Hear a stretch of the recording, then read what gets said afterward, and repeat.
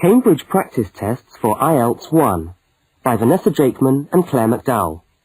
Published by Cambridge University Press, 1996.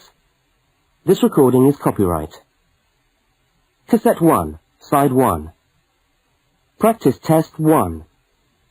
You will hear a number of different recordings, and you will have to answer questions on what you hear. There will be time for you to read the instructions and questions, and you will have a chance to check your work. All the recordings will be played once only. The test is in 4 sections. Write all your answers in the listening question booklet. At the end of the test, you will be given 10 minutes to transfer your answers to an answer sheet. Now turn to section 1 of your question booklet.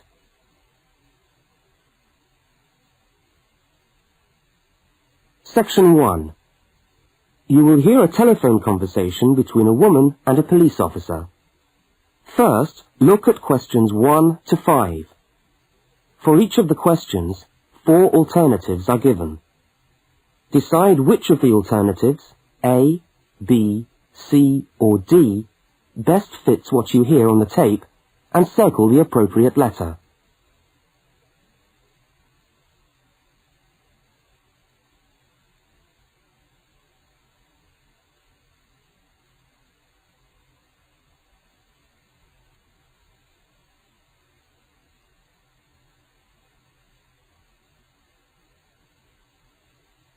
You will see that there is an example which has been done for you. On this occasion only, the conversation relating to the example will be played first.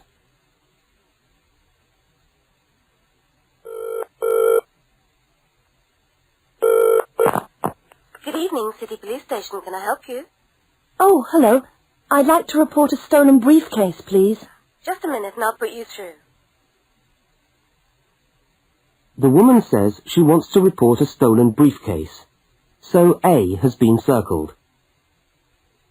Now we shall begin. You should answer the questions as you listen, because you will not hear the recording a second time. Now listen carefully to the first part of the conversation, and answer questions 1 to 5.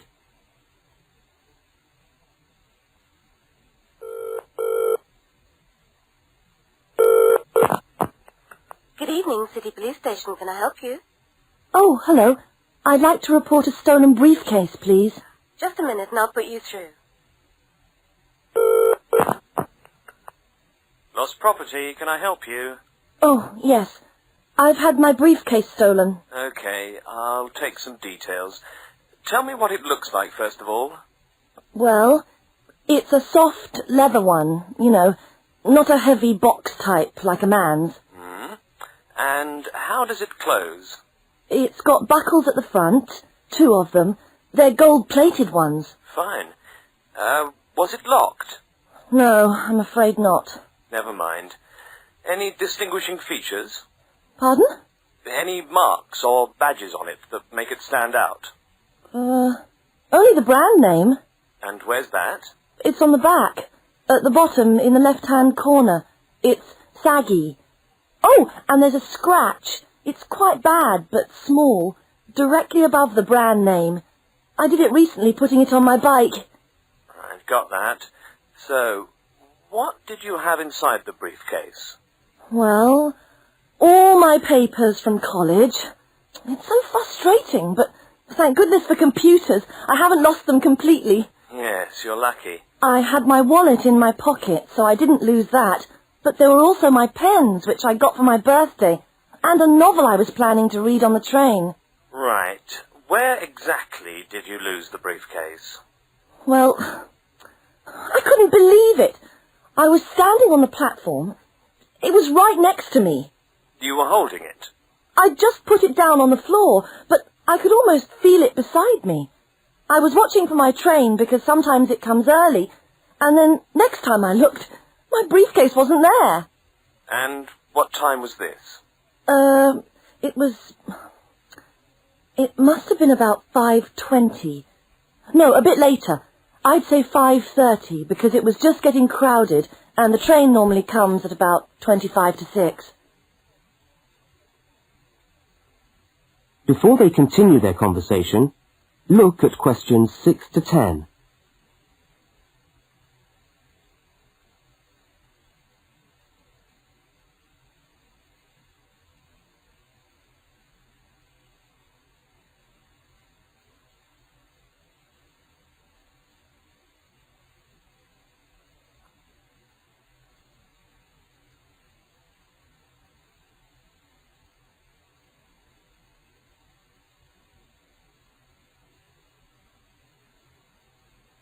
As you listen to the rest of the conversation, complete the form by filling in the numbered spaces 6 to 10.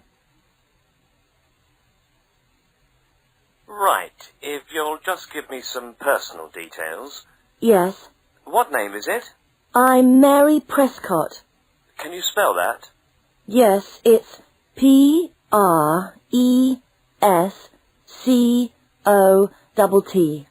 And your address? Flat 2, 41 Fountain Road, Canterbury. Fountain Road. Yes, number 41. And have you got a contact telephone number?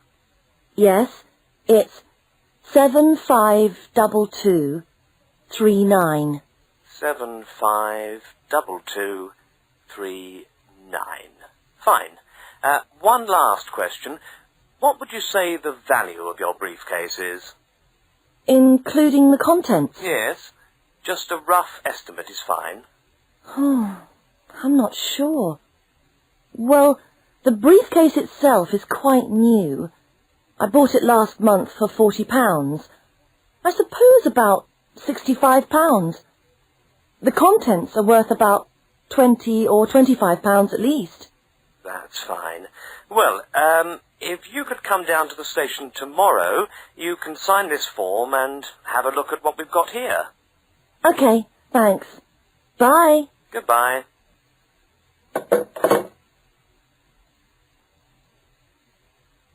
That is the end of section 1. You now have half a minute to check your answers.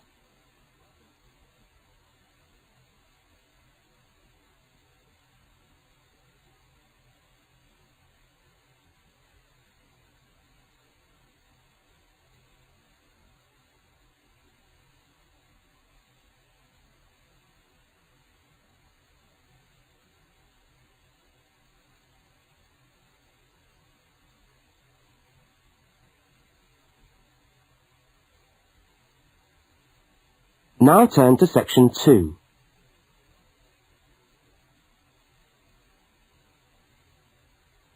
Section 2. You are going to hear a news report from an Australian radio program. First, you have some time to look at questions 11 to 13.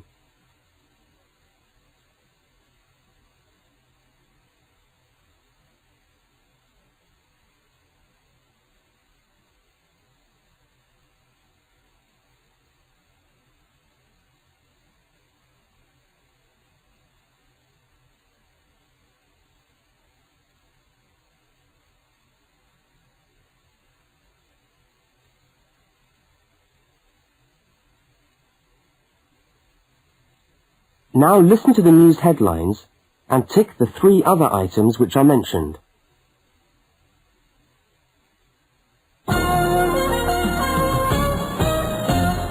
This is the 6 o'clock news for Tuesday the 25th of November.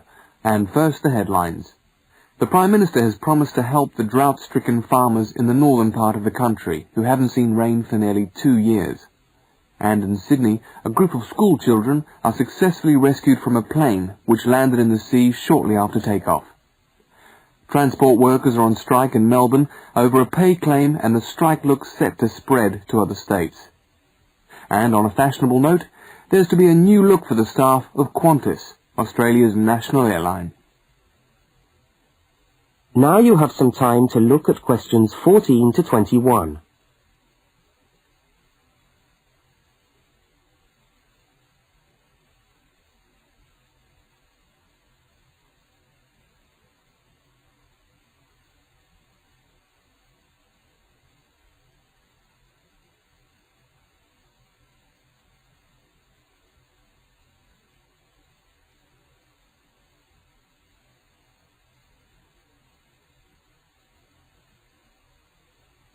As you listen to the rest of the news, complete the notes in the spaces provided. The Prime Minister has pledged today that he will make $250 million available to help the drought-stricken farmers who have not seen rain for years get through the next 5 years. Money that was to have been spent on the restructuring of Sydney's road system has been reallocated to what the Prime Minister described as a more worthy cause. Farmers are to receive financial assistance to help see them through the worst drought in over 50 years.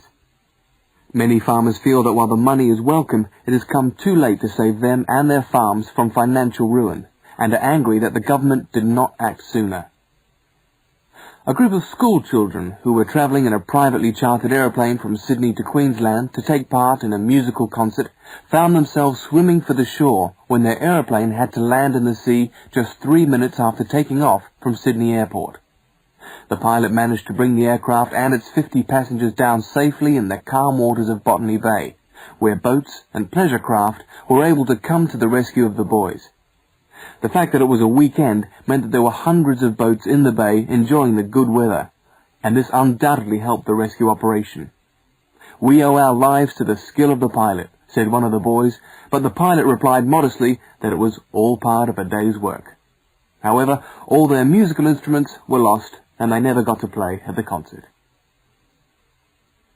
That is the end of section 2. You now have half a minute to check your answers.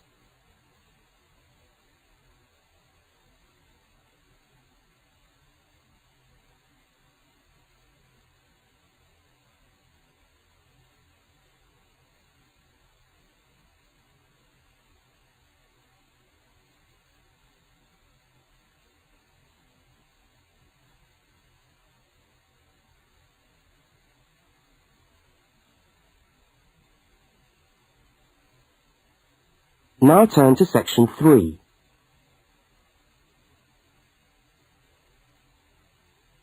Section 3.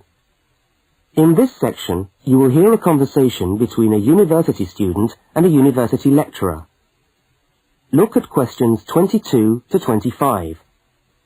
For each of the questions, 4 alternatives are given.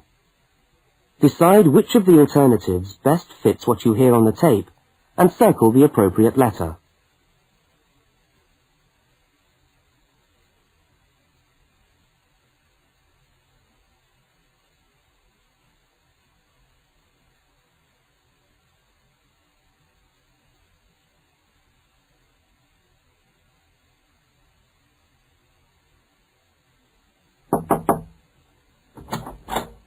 Hello. Can I come in? Oh, yes, come in. How can I help you? I was looking for the economics office. I've been all over the arts faculty building looking for it, but I could only find the School of Accounting and Economic History. Is this the right place? Yes, this is the School of Economics. Oh, good. I'm a new student, and I was wondering if someone could give me some information. Well, I might be able to help. I lecture on that program. What do you need to know? Oh, quite a few things, actually. Firstly, how many lectures a week do I have to attend?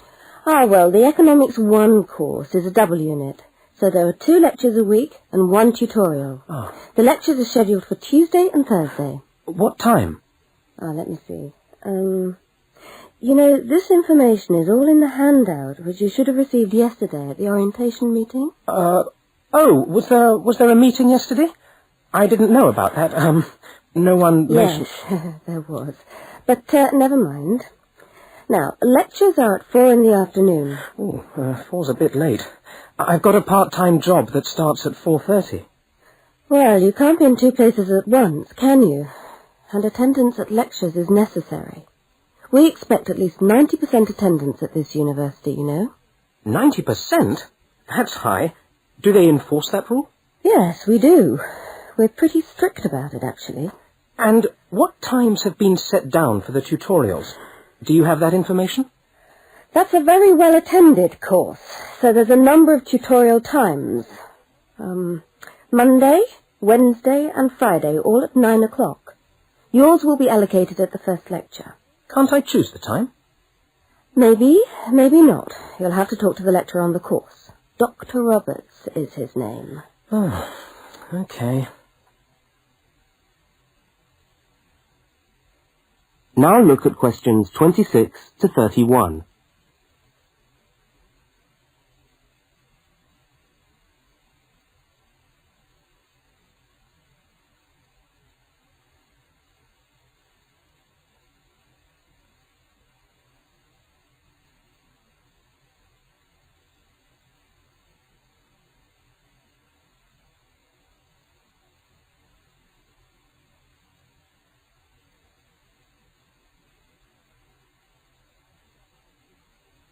As the conversation continues, complete the notes in the spaces provided.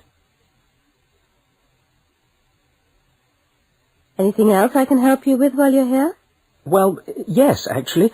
Do you know what the course requirements are? I mean, how much work is expected for this course? Well, you have to complete a tutorial paper. What does that involve?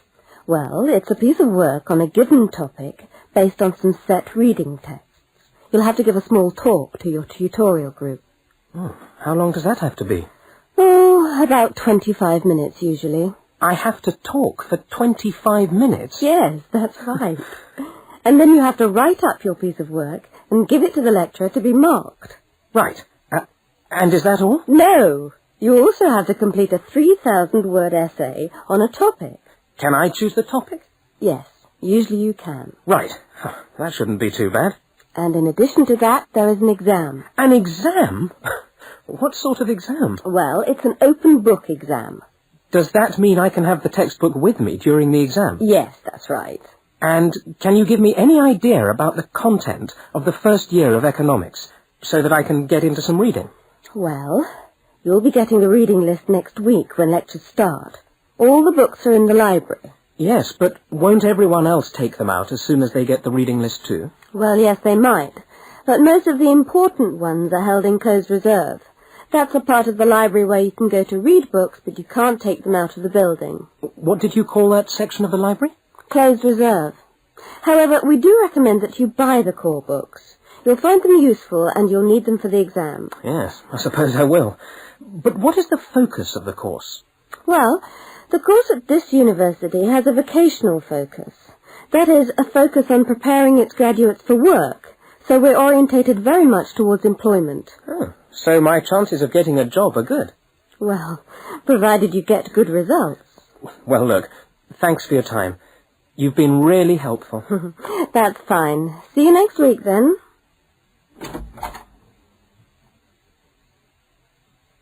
That is the end of section 3. You now have half a minute to check your answers.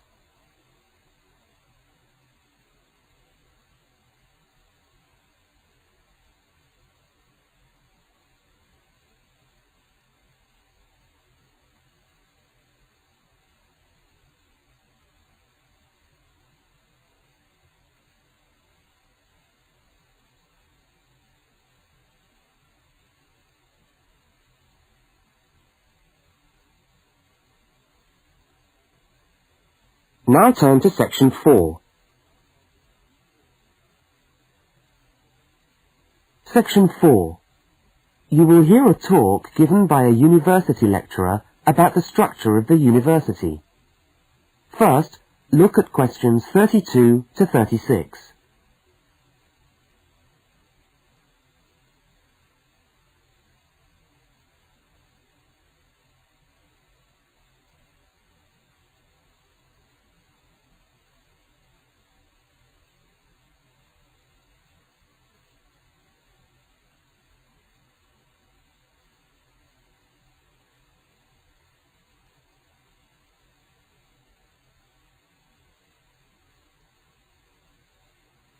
Now listen and answer questions 32 to 36.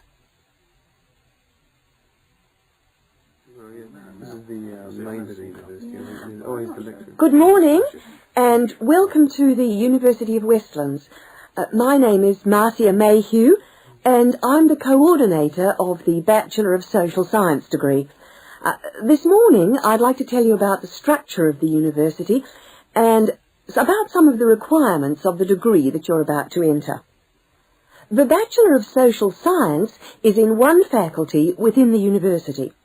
That is the faculty where I work, known as Arts and Social Sciences.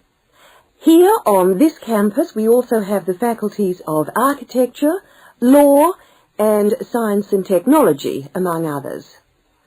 It's important to know something about the structure of the faculty because as you go through your course, you may need to call on members of the staff to help you.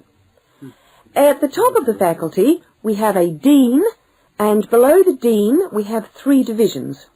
Each division has a divisional head, and your degree is located in the Division of Social Sciences. Within each of the divisions, there are the departments, and each of these offers the different degrees. For instance, 2 of the departments which offer the major subjects for your award are sociology and psychology. Each has a departmental head, but for practical purposes, the people you are going to see the most of are myself as coordinator of the social sciences degree, and the actual lecturers who are teaching the subjects that you are taking. For instance, in the first semester, you'll be doing 4 subjects: psychology, sociology, history, and economics. If you have any problems or difficulties, not that I'm anticipating you will, but you never know, then you should go and see your lecturers. For instance, you may find that you can't meet a deadline for an essay, or perhaps you're having problems with attendance.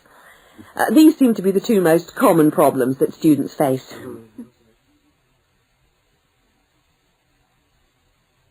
Now look at questions 37 to 41.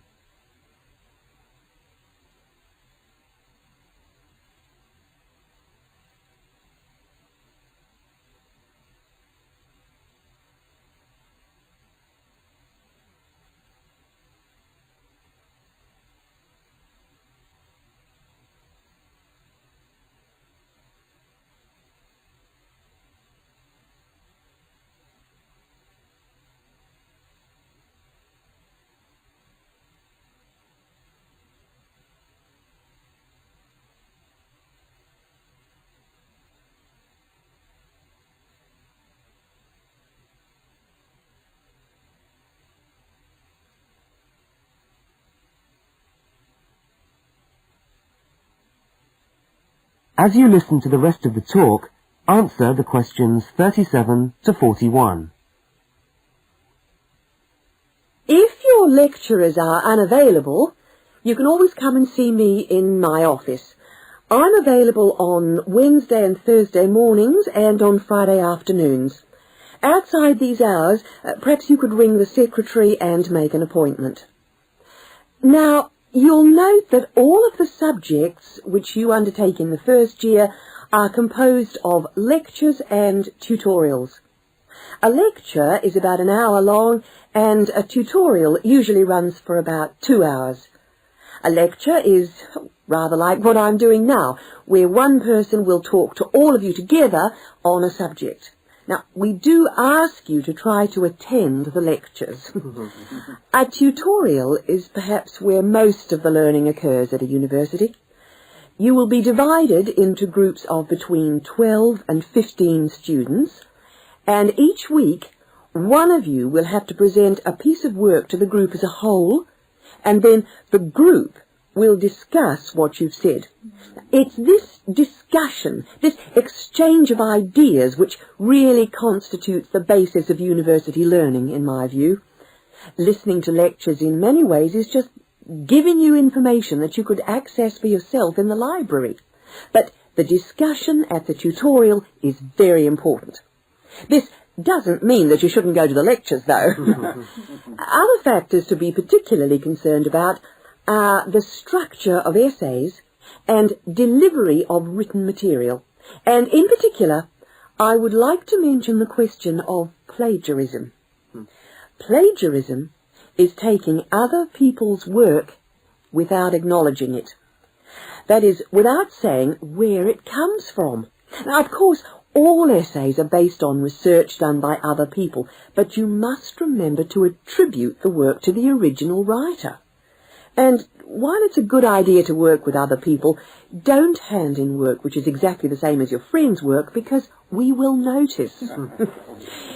If you don't acknowledge the source of your information, then you run the risk of failing the subject, or in very serious cases, you might be denied entry to the university. Last but not least, stay in touch with us. If things are getting you down, don't go and hide. Come and talk to us about it. That's what we're here for. Right. Thank you very much for coming along today.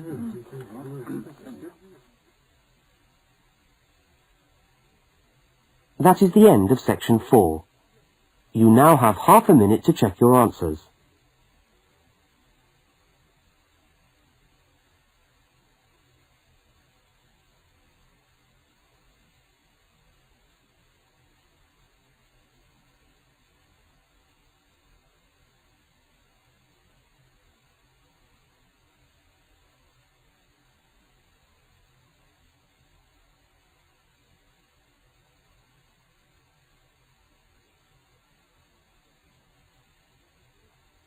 That is the end.